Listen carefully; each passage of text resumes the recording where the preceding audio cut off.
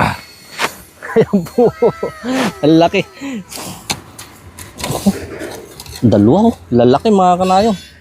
Yung nga lang, halos bahaya na din ako, bahaya na din ng langgam. Gusto na nila akong unahan.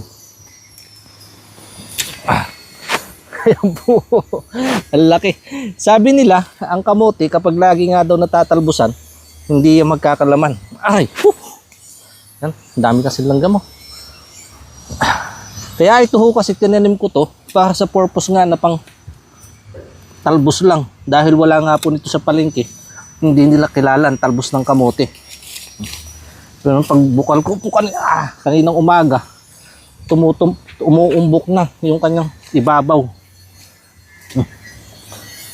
Kaya naman po pala. Daming laman, no? Lalaki.